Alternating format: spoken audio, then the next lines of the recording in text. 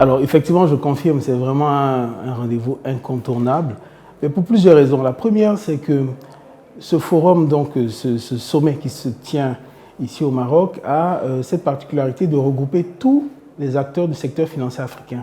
Les fintechs, les banques centrales, les banques, les gouvernements, les institutions financières.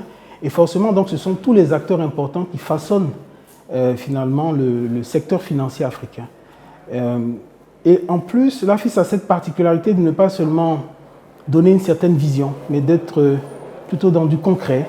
On se rend compte que j'ai eu l'occasion d'assister à des panels où on a parlé de partenariats concrets entre fintech et banques, de collecte de l'épargne de manière différente. Et donc voilà, l'AFIS pour moi, c'est pas juste un concept, mais c'est vraiment une capacité à trouver des solutions pour faire avancer notre continent.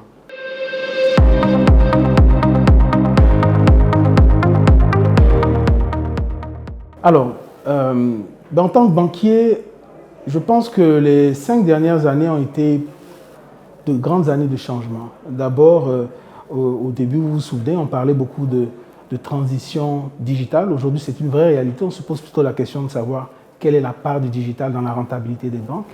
Un gros changement aujourd'hui, c'est les paiements instantanés. La Banque centrale, par exemple, en Afrique de l'Ouest, vient de lancer sa plateforme interopérable pour le paiement instantané. C'est une vraie révolution, puisque maintenant, fintech et banques et émetteurs de monnaie électronique peuvent, de manière instantanée, échanger des paiements 24 heures sur 24. C'est un grand changement. Nous devrons donc, nous aussi, en tant que banque, faire évoluer notre modèle pour trouver d'autres poches de revenus. Il y a aussi, évidemment, la politique qui a beaucoup évolué, la politique réglementaire en matière de conformité, en matière d'ESG. On parle beaucoup de financement durable. C'est une nouveauté et ça s'impose aussi au secteur financier.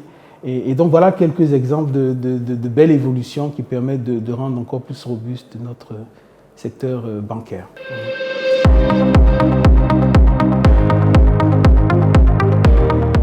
Alors moi j'ai particulièrement aimé l'aspect concret des choses. Au-delà d'une vision, d'émission, d'idées, il y a eu beaucoup de partage d'expériences avec des confrères, avec d'autres types d'industries. Un exemple très concret, c'est la collecte de l'épargne. J'ai beaucoup apprécié l'intervention de la CNPS, M. Charles Kouassi, sur cette capacité de faire évoluer le modèle de fonds de prévoyance en vrai fonds de pension et ainsi collecter plus d'épargne. J'ai beaucoup aimé les signatures de conventions qui permettent à certains groupes africains d'encore mieux s'affirmer en collectant des fonds et présenter des bilans beaucoup plus robustes. Tout cela augure un bel avenir pour le secteur financier africain et en tant qu'acteur, je ne peux que m'en réjouir.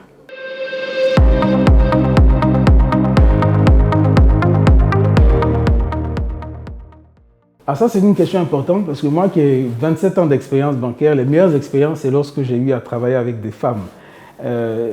Et aujourd'hui, beaucoup de ces jeunes dames avec qui j'ai collaboré sont directeurs généraux de banque, sont DGA et occupent des grandes fonctions. Et je crois que ça passe déjà par le fait que nous, financiers, devons mettre l'accent sur le potentiel de ces dames et non pas seulement regarder leur parcours. Ça permet comme ça de pouvoir identifier plus facilement des dames à potentiel. Il faut aussi en interne, dans certaines banques et même autres institutions, avoir le courage de regarder les politiques finalement de recrutement, s'assurer de la parité. Vous savez, il y a certains biais qui sont de vraies réalités. Donc ça, là aussi, ça peut permettre de faire émerger des dames par du mentorat, par de la formation un peu plus intensive, par l'aménagement du temps de travail, ainsi de suite.